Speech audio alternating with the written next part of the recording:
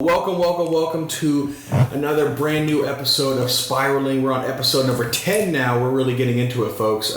We have a very special guest here. It's not just me and Jason. We're not going to bore you guys to death. So we have a special guest, Rich. What was your last name? Rosen. I'm sorry. Yeah, so Rich Rosen's here with us. He is a professor at Houston Community College. And got a master's in rehab counseling, and I've got an LCDC, which is licensed chemical dependency counselor in the state of Texas. Oh, very cool. Very cool. So we have a very smart person here with us here this afternoon. I'm actually if there's a little bit of discrepancy in the audio, please forgive us. I'm actually here in person with Jason in Houston. So Jason, thank you for welcoming me into your home, and Rich, thank you for coming on, man. We really do appreciate it. Thanks for joining us. Well, you're welcome.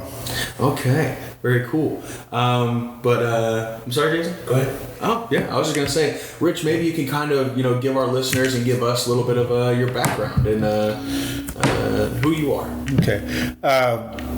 So, as said, my name is Rich Rosing. I've got a background in rehab counseling and also LCDC. And I've been an instructor at Houston Community College now in the Human Service Program, which trains people primarily for most of the people come into the program to become licensed chemical dependency counselors. Wow. And I've taught all the courses. I've been department chair for about 15 years in the past. I've now stepped back to be the faculty and the principal. Courses that I teach now are the basic counseling course, motivational interviewing, and also the prevention of substance abuse courses and that. And so my background is that when after I got my degree, I came to Houston, and I was working at anything at that time just to have a job, and then I got the opportunity and got employed at a treatment center down in Alvin, Texas, and during that time, I was I started out as the evaluation counselor, but went through the various things and then ultimately became the family counselor. Okay. And I was also the continuing care counselor. And the family counselor, we'd have people come in for a week's time, and I would have the families in the morning, and then the clients would come in the afternoon. It was both an adolescent and adult treatment center. And, from there I went to another treatment center that dealt with just strictly adolescents, but that was both substance abuse and mental health issues, and ran the family program, continuing program there.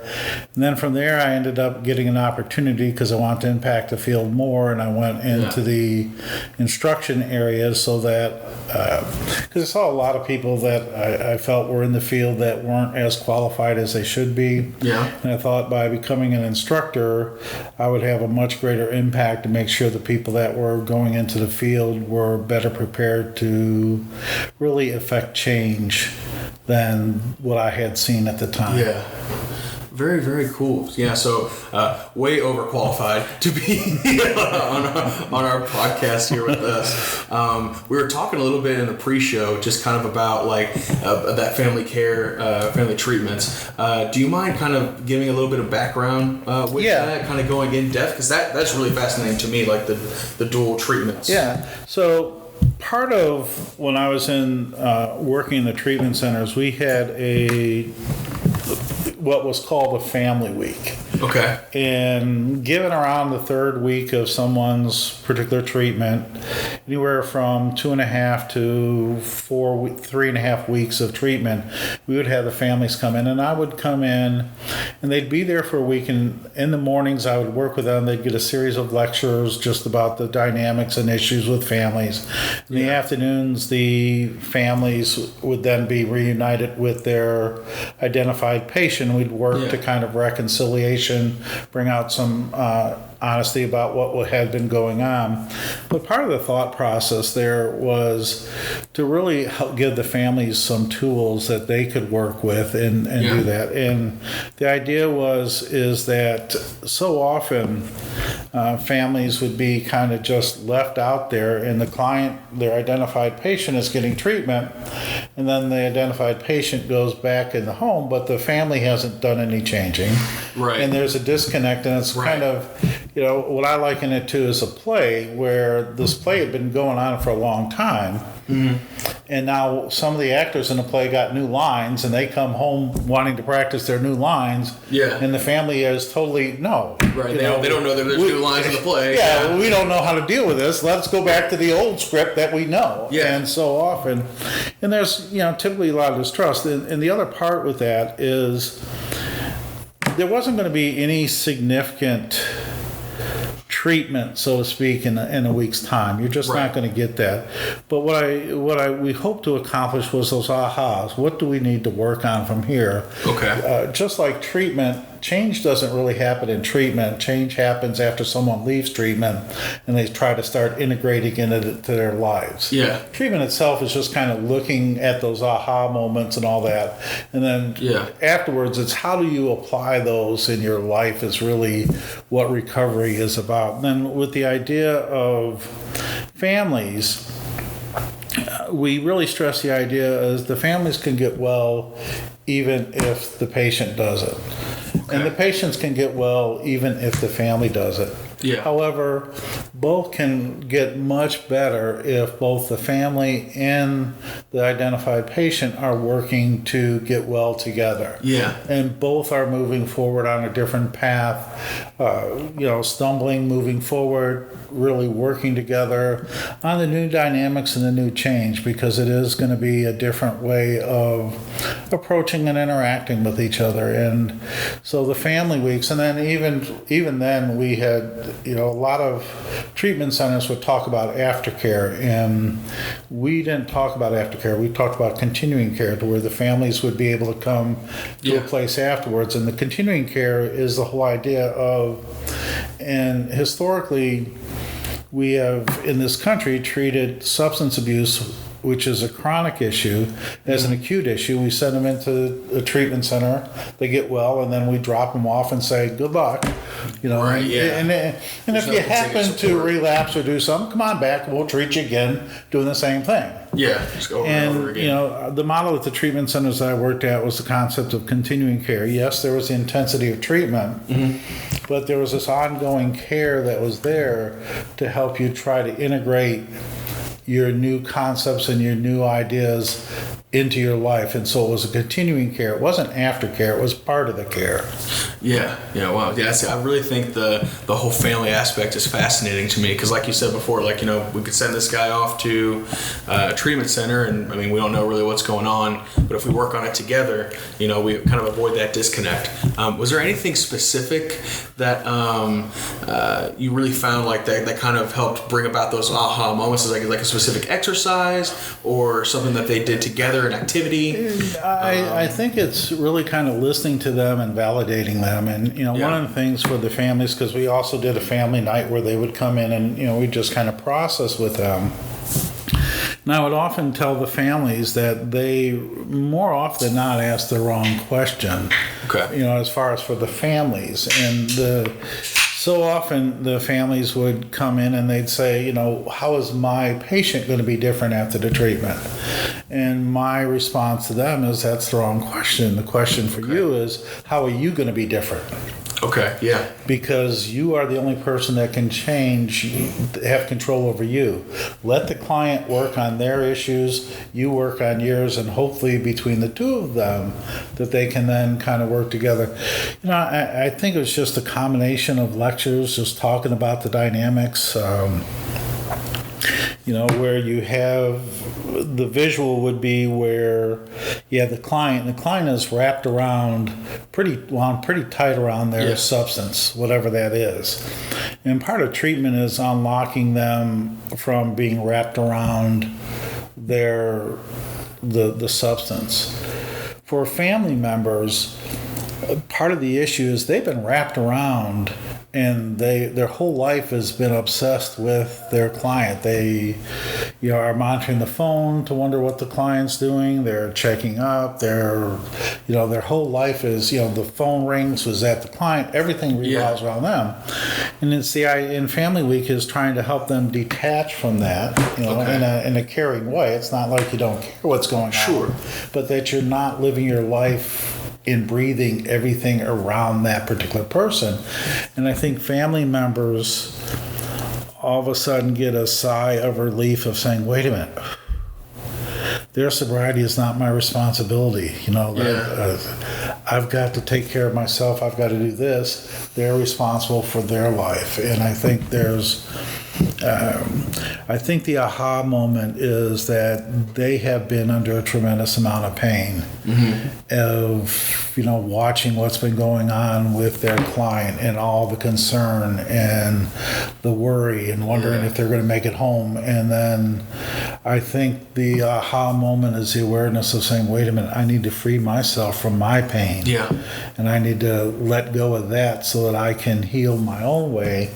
And then also, in many ways, then give the client their space to let them work on it and not be hovering over them so much.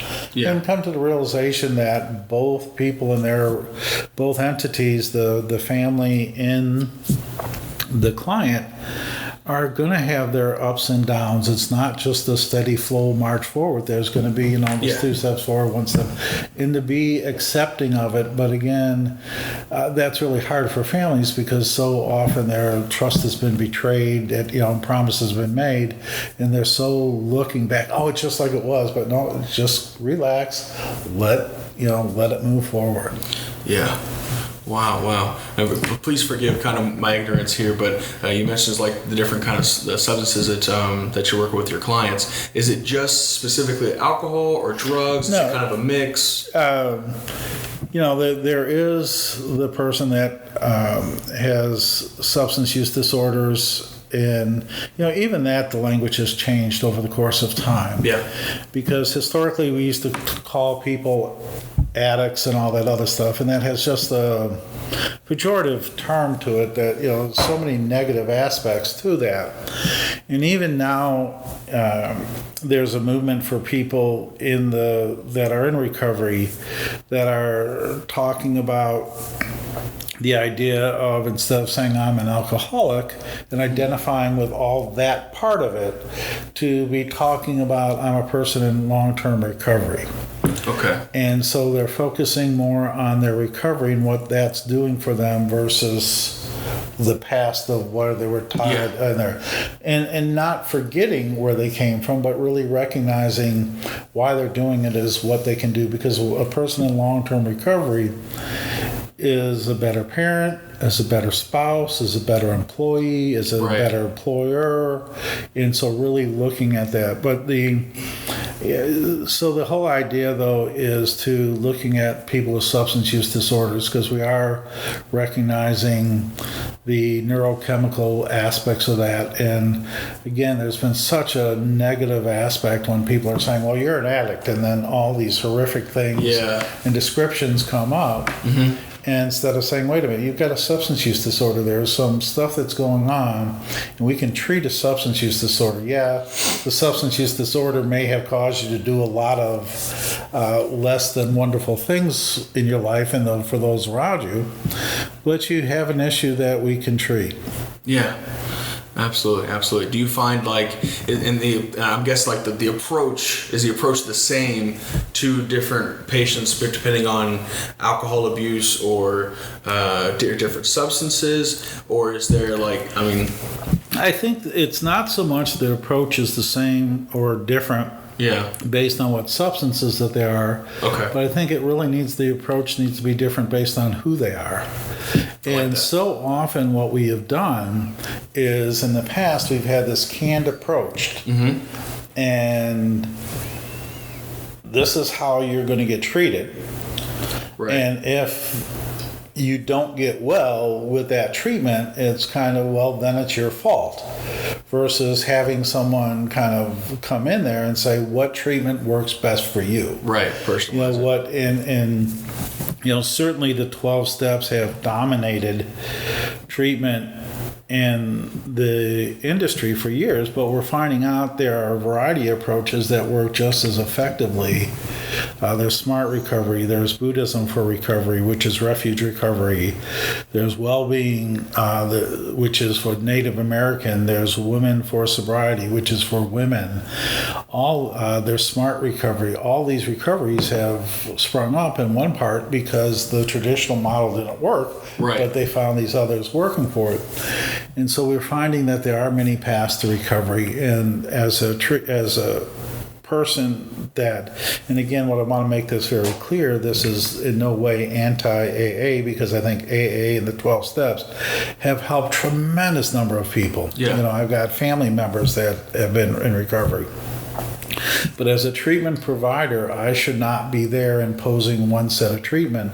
My goal should be to help them get well and find out which type of supplemental recovery program works best for them, that they would be more likely to connect to. And then there's the other idea of it doesn't have to be an either or. There's nothing out there that says somebody can only use one kind of recovery support system. Right. I mean, I've got a group of friends that I do one thing with, and another group of friends I do another thing with. I get different aspects. Why can't that be in recovery to where people use different groups to get different aspects of that? One of the other areas that I didn't mention was Celebrate Recovery, which is a faith-based program. So you've got all these recoveries, and the task should be to kind of find out. So I think we have talked in the past about individualized treatment. Mm-hmm. I don't think we've done that very much. Okay. I think it's a movement that we are starting to recognize that what are your needs and how do I best need to go about working with you, and what recovery program would best support you. And the other part is because what one person's issues that may be there in their life is going to be different than someone else's. I need to find out what their core issues are, and based on that, deal with them. So I think it's really trying to do that individualized treatment and having the clinical skills necessary to be able to recognize what each person needs versus having these canned approaches, trying to put everybody through this one slot. Mm-hmm. And when it doesn't fit, then we blame them. Well, they're just not ready yet. Right. And then, obviously. And then they leave, and then we'll say, well, when you're ready, come on back. Instead of really trying to find out what's best for them. Right, yeah, and try to kind of fine-tune it to that person, that personality. Yeah, I think that's absolutely fascinating to me. I like that approach a lot better. And the other part that I think is gaining more and more credibility, and the science is there behind it, is called medication-assisted treatment, and some people also refer to medication-assisted recovery. For years, we've had people in various programs practicing medicine without a license, telling people what medication they can or can't take. Yeah. And, I sometimes that doesn't work. And, there's some people, Jason, as you well know, that need some medication for some other issues, that they need to be taking those while they're also on their path to recovery. And in the past, we'd sit there and say, no, you're not allowed to take them. Well, that destabilizes the client. It's just crazy. It's like, wait a minute. And we do know that there are some things that can take the edge off of a lot of addiction. And, if we do that, that's fine. And really really changing the scope of what we consider recovery in terms of the whole aspect of recovery is what the person identifies it as, and not impose our view of recovery on them. This is what recovery should be. This is what recovery should be in that. And even if you go to SAMHSA, which is the Substance Abuse and Mental Health Service Administration, when it talks about recovery, it's really talking about, in its definition, a quality of life and self-led by the client. Mm-hmm. It's not mentioning anything about abstinence. Right. It's just really talking about the improvement of the quality of life. Yeah. And the improvement of the quality of life for that particular person in a self-directed way, which means the client gets to determine their own path. Yeah. self-fulfilling. Yeah, there were several treatment centers that I think Rich, you were involved in the process of trying to pick them out for me during my addiction. But there were several that, in order for me to become a patient, I had to get off of all my medication. And I can't do that. I have a dual diagnosis of bipolar, and you take me off my medication. It doesn't look good. It's not good. Most of the time it's not good anyways, but, but you get me off my meds and But I have a great team now that if I'm struggling through something, just recently I was having some anxiety issues, and I called my doctor and I told him what I was feeling.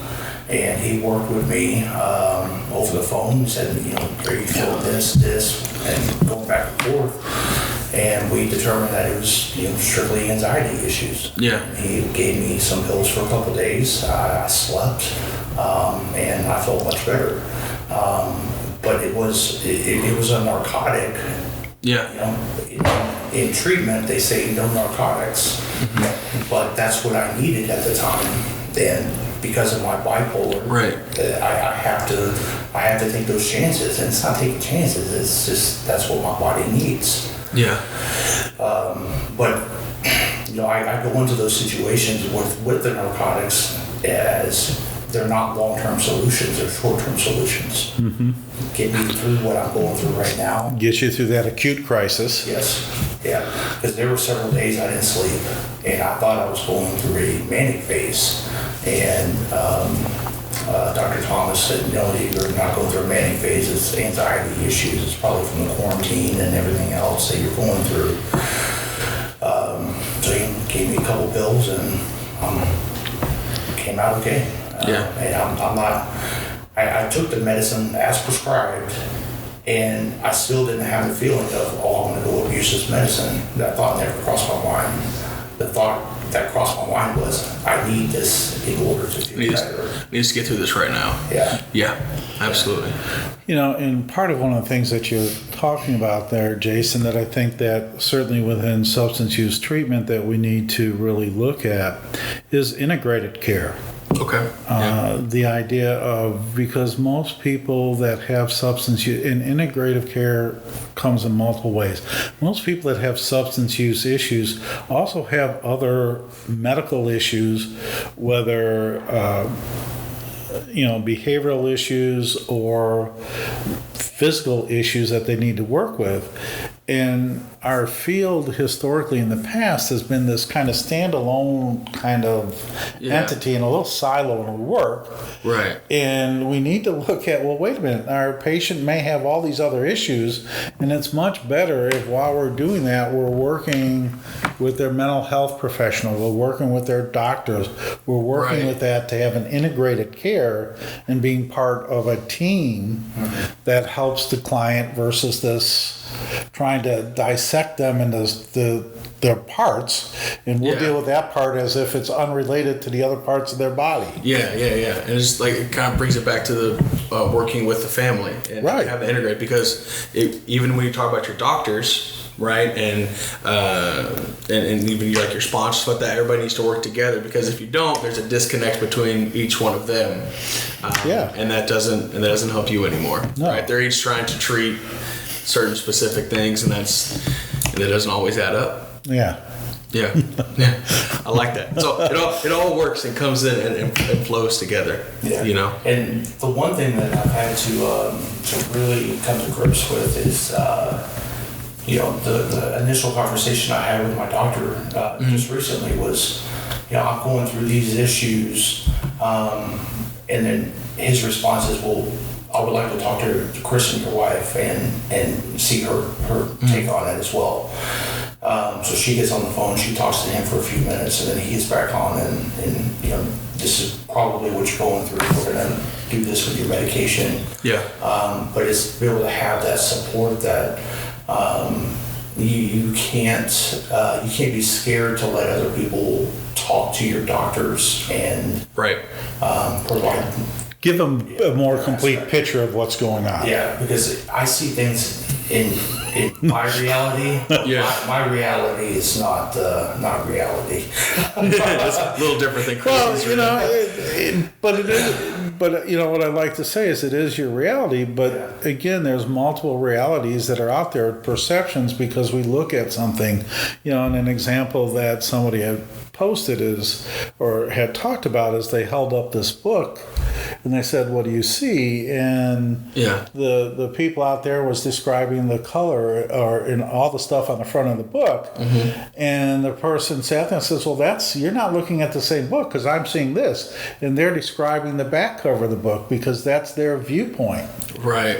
And they're both looking at the book, but they're seeing it from different viewpoints. Yes. And both are real in what they are seeing. Yeah. But because of the viewpoints are different, they're able to add to get a more complete picture of what is really inside that book. I love that. Mm-hmm. Yeah. Yeah, and the one good thing about the team of professionals that I have that care for me on a day-to-day basis is they use the medication to their advantage. So if I'm having an issue with being too tired all the time, well, they'll bump up my Adderall and provide me with something that'll get me through the day. Yeah. If I can't sleep at night, well, they're going to give me something to sleep at night. Sleep is a big factor in people's recovery and health, period, for everybody. For sure. Yeah, and I always talk to you, Jason. I'm like, Jason, you gotta get some rest for me, man. you gotta try and get some sleep for me. Yeah. So it's interesting on different aspects that people have because there's still a lot of treatment centers that if you have bipolar and you go in and you're on medication, they're going to try to get you to change up your medication and get you to not stop taking the narcotics. Well, that's not meant for everybody. Right. That's got to be judged on a case-by-case basis. There were some people that I was in treatment with, they couldn't control themselves as far as going an hour without having a drink of alcohol. There was one guy that I was trying to mentor a little bit, and during that time alcohol wasn't a big contributor to my addiction, and I was telling him, man, you just take it minute by minute. Yeah. And we would go out during lunch to a restaurant and he'd order a margarita. I'm like, dude, you can't even go lunch without having a drink. You don't need to be in outpatient care. You need to be in inpatient care. Right. But that's how different people are. Yeah. Yeah, for sure. One of the things that you just made reference to there that I think was really important is it's okay to try the least restrictive environment, and then when that doesn't work, then okay, let's go to a higher level of care. Yeah. Let's start at the least restrictive environment and then work our way up. But we need to be able to offer the full spectrum of care to individuals, and I think that's one of the things that our country is sorely lacking with in terms of universal health care, to being able to provide treatment for both behavioral and substance use issues, because it really impacts everybody, and to be able to provide people with a range, because we know that research has shown over and over again, if you provide people with the right kind of treatment and the length of treatment that they need, their likelihood of getting recovery goes up. But if I, give someone a very short dose of treatment when they really need a longer dose of treatment, and then say treatment doesn't work, well, no, it doesn't work when you do it that short. Right. What we need to do is that gets back to that individualized treatment. Some people may need longer treatment. Some people may need more inpatient treatment, and to be able to identify what their needs are instead of saying, we are a CAN program, we're this length, we're that length and that. It's like, well, wait a minute. We need to start really, when I go to my physician for any other illness, they're looking at me and they're adjusting my medication based on what's going on with me. They're having me come in more often when things are an acute area than when it's chronic or when it's well done. I went into my cardiologist last year. All the tests were good. It's like, okay, see you in a year. Right. You come in and all of a sudden things are going not so great with it. Well, geez, I need to see you in another month. Okay. Right. Mm-hmm. But again, part of that within the whole substance use disorder treatment field, we've had these canned approaches over the course of time and we haven't looked at the individuals. So you worked with him there. It's like, wait a minute, this isn't working. You need a different level of care and much longer than what the other person might need. Yeah, for sure. Kind of going back to your instruction as a professor and finding out, exactly how each individual responds to certain levels of care. How do we really find out and fine tune? And is it just as simple as just talking to them and figure it out? Is there a process to figure out what kind of individualized care you need? It's listening to find out what's their issues. One of the things that it's really listening and really kind of trying to figure out, I can have somebody who's, and we'll kind of do a little bit, I can have somebody who's unemployed. Yeah. Well, that's great, but to find out how I need to fix that unemployment issue, I need to find out what the issue is. Mm-hmm. Is the person unemployed because they don't have any job skills? Well, then I need to do job skills. Right. Is the person unemployed because the job market just went out and their profession no longer exists? Well, then I need to do retraining. Mm-hmm. So just because they're unemployed, and then certainly if someone is unemployed, if they've been unemployed for 2 weeks, well, that's one issue. Sure. If they've been unemployed for 5 years, that's a whole other issue. Mm-hmm. So it's the idea of just because they're unemployed, that's just the tip of the iceberg. I now need to find out more what I need to do with that individual. Absolutely. To help them seek employment, not have this canned approach. Well, when people come in unemployed, this is what we do. Yeah. And the same thing with substance use is, what's the driving issues going on? Mm-hmm. What's the underlying psychological stuff that may be funneling it? Certainly what we do know, and we were talking real briefly about the whole concept now of more of the trauma-informed care. Yeah. In recognizing that trauma and childhood is really connected for the neural development in the brain. And right. So the idea is, what do I need to do to work on to help them develop whatever trauma that they had in the past so I don't re-traumatize them? Mm-hmm. But I can only do that if I listen to them. And if I ignore that and just say, well, this is what you do for treatment, without really understanding kind of what may be that trauma underneath and working on that. I had a friend of mine who, years ago, went into treatment and, he was going through divorce, had, his child that was overwhelmed with expenses for college and, had some other issues with special needs, child turning 18. Yeah. And wondering what to do with it, was fully overwhelmed, knew he had issues and all that, but they want to sit there and say, no, let's ignore all that, we're going to do this. Well, wait a minute, you have to treat all those issues that are driving it. And you're only going to do that is if you listen to what that person is and gearing what my treatment and recovery is and the coping strategies to what issues they have going on in their life, and not just do these blanket approaches. Yeah, absolutely.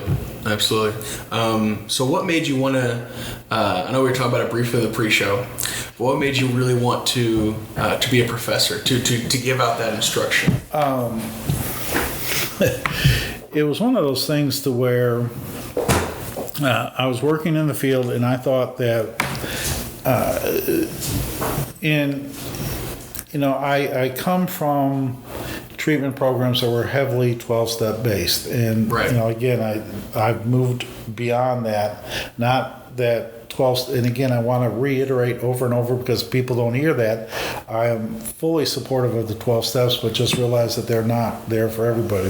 Right. But I saw a lot of people that were in the field, and at that time in Texas, you could get in the field. The primary qualification for getting in the field was that you yourself are in recovery. And I know a lot of people that are in recovery, I don't want them working with my family at all. Yeah. That may be good for you. And but it doesn't work for everybody, and you need to develop clinical skills, not just that history of it.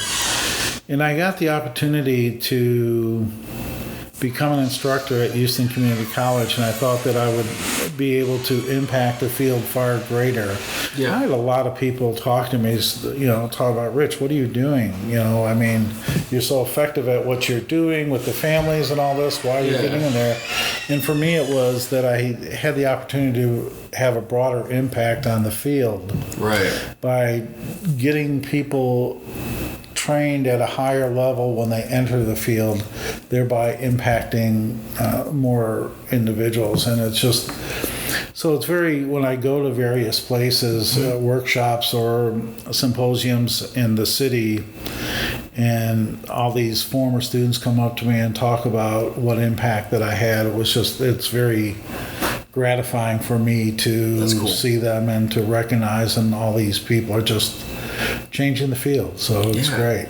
Making the world a better place, Rich. I hope so. Absolutely. Is there any so you're in there, you're teaching, right? You've been there for, I think it was 30 Close to 30 years. Close to 30. Well, that's a lot. That's quite a long time. What have been kind of your big takeaways? I mean, other than just getting that, the gratification. Is it? A couple of takeaways. Some of my students are just testimonies to the human spirit. It's great. Although the classes aren't supposed to be therapy, they are therapeutic for a lot of it as we kind of look at ourselves. Mm-hmm. Because if you're going to get in the field in counseling, you have to really become self-aware of your own thoughts, processes, whatever's going on, your own intentions of why you're doing what you're doing, just various things. And over the course of time, they discuss their personal lives. Yeah. And some of the hell that these people have been through, and some of the lives that they have been part of, and now they are in class, and that's where I talk about they're not, they're people in long-term recovery. That long-term recovery is allowing them to be in the field. Right. Then, and again, I, talked about that in the past. That wasn't the only requirement. That was the main requirement. Well, it can help, but you still have to, because they have a major issue to overcome. Because one of the things that I do as an exercise with the students, I have them write down, because I think everybody is on a path of recovery or discovery of their life, moving forward and growing, whatever that may be. As life goes on. And there's usually certain things and events that happen in a person's life that, foster that and saying, I really want my life to be better. So I do an exercise to where I have them write down on a sheet of paper what event happened that all of a sudden you decided that your life needed to be better or whatever. And they write that down. I ask, is there a particular person in their life that was instrumental in them growing? Because I think we all have these people that have been very important in our lives that help you. And then there's other things of, is there something that someone has said to you that has really stuck in your head, that has been really stayed with you, and you may not have acted on it there, but just have stayed on you. Then on the fourth one, I tell them, put down whatever else that you think that may have been very important for you to be,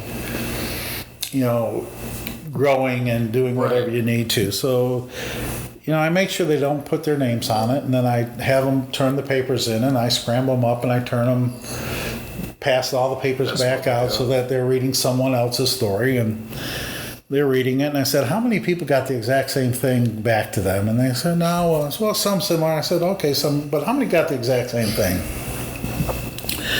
And I tell them, okay, so the moral of the story. The moral of the story is to try to find out what's on their sheet of paper, not give them yours. Yeah. And I think so often treatment has been people trying to give them their sheet of paper, their story, and telling them they're supposed to recover that way. Right. Instead of really trying to find out what's on their sheet of paper, what's the important things in their life to recover. Yeah, imposing this is what worked for me, this is how you're supposed to do it. Right, to find out what works for them.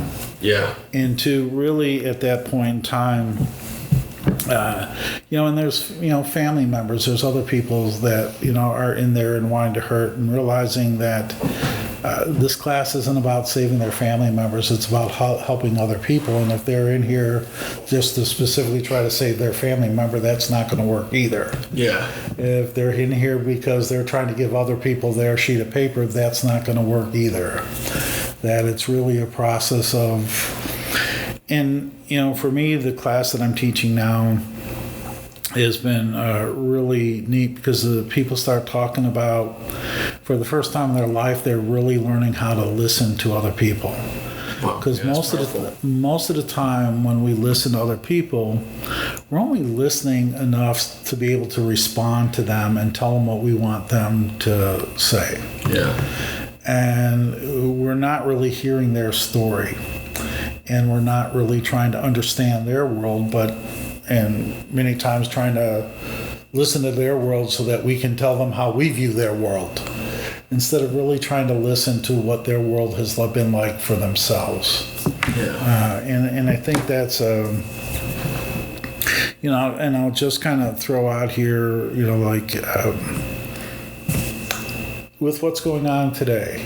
Right. With the unrest that's going on. Mm-hmm. Part of what I truly believe is part of the issue here is very few of us have taken the opportunity to really sit down to someone who is not like us, to listen to what their world has been like without trying to dismiss it or not in that. Right. But to really listen to what their world is like. And I've been very fortunate with my education and where I've worked, to be surrounded by just such a diverse group of individuals, across the spectrum. And for me, one of the greatest aspects and privileges that I've had is to be able to sit down and listen to their world, their environment, what their experiences have been, not to try to dismiss them, but to try to understand them and to really work to understand. And so when I take it back into treatment, if somebody was sexually abused as kind of that precursor to a lot of stuff, I need to find out how the sexual abuse impacted them. Yeah. Not how it impacted all these other people, but how it really impacted them. Mm-hmm. If they came from a situation with domestic violence, I need to find out how it impacted them, not how it impacts everyone in that. And so certainly students have learned that to really focus on trying to hear what the other person has to say, not to just kind of respond to them, but to understand them, which is a whole different level of listening. Absolutely. So we can see the other side of the book. Yeah. Yeah, it all comes back and it all plays well together. Absolutely. I love that. I do. So, I haven't shared this with you, but everything that I'm working on, the book, the ministry, that is my 12th step of recovery. So you know me, I go out with a bang with everything. You, Jason? So my philosophy on it was, do I want to help one person or a handful of people, or do I want to help thousands of people? So that's the platform that I've kind of built is do that. So. And certainly within side of with inside the 12 steps, there's even the thing that says, take what you want and leave the rest. And so, even with this podcast here, it's not for me to determine how anybody should or hear this. It's right. how they hear it. One of the things, the other part that I tell my students is that everybody in this class is hearing the exact same lecture. No one in this class is hearing the exact same lecture. Yeah. Because every single person in here has to interpret my words or whatever they hear through their own experiences and their own senses and their own life, and try to make sense of it that way. And so, as people listen to this podcast, each one of those listeners out there are going to be filtering this podcast through their own experiences that are right. unique to them and them alone. And it's not up to anybody to say this is what they were supposed to get or this is what they should have gotten or whatever. They got what they got. Yeah. And based on their own experiences and, doing the podcast, it's really just kind of putting it out there, and each person is left up to them how they choose to be able to use the information for their life, however, hopefully for the betterment, however that may be. Yeah. Wow. This has been a fantastic episode. I think this might be our best episode. I think it's up there. We've really enjoyed having you on, Rich. Do you have anything else, Jason? I mean, we kind of covered all the bases. I don't have anything else. I think we covered everything that we were going to cover. Yeah, absolutely. Yeah. Well, Rich, is there anything else that you want to say before I know one of the things that we had talked about, maybe sometime in the future, I really would like to kind of go a little bit more in depth in the whole concept of the trauma-informed care, because I think that Absolutely. is really important and for the whole issue of what's out there. And for a variety of different reasons, Absolutely. not just the historical trauma that the people that have gone in treatment about, but the historical trauma that's been going on. So trauma-informed care, I think, would be a really great topic at some point in time. Absolutely. We're going to have him on for a part 2, Jason. Part 2. I want you to read the book first. Okay. I'll give you a copy of the book here. Yeah, it should be. We've been moving on that book, so it should be coming out. Little tidbit for all the listeners out there, little tease. Yeah. We're getting close. Yeah, I just got some of the artwork back today, so. Oh, I'm excited. I can't wait to see that. Yeah. Very cool. Well, guys, thank you so much for listening. This has been episode number 10 with a bang on Spiraling. Our guest, Rich Rosen, from a professor for about 30 years now at the Houston Community College. Thank you for joining us. You're welcome. Really do Enjoyed appreciate it. I enjoyed all your viewpoints and both the sides of the book, and definitely some stuff that I'm going to steal and use in my own in my own life. Go Thank for you it. guys. Thank you all so much, and we'll see you next time. Bye-bye.